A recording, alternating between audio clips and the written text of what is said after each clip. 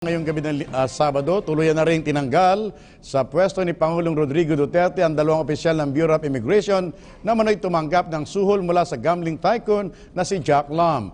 Ayon sa Pangulo, dismayado siya sa mga ito lalo pat kabrad niya mga ito sa fraternity. Hinggil dito may report si Lala Babilonia.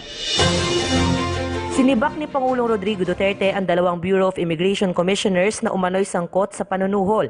Ayon sa Pangulo, dismayado siya sa kaso ng dalawa, lalo't kabrad niya ang mga ito sa fraternity na San Beda College of Laws Lex Talionis Fraternitas Incorporated.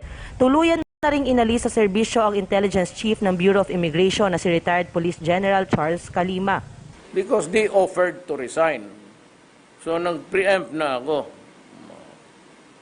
Sabi ko, out.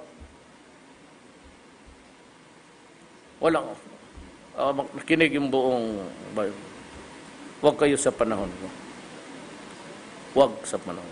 Bago makarating si Duterte sa Davao mula sa kanyang state visit sa Singapore at Cambodia, inanunsyo ni BI Deputy Commissioners Al Argosino at Mike Robles ang kanilang pagbitiw sa kanilang posisyon.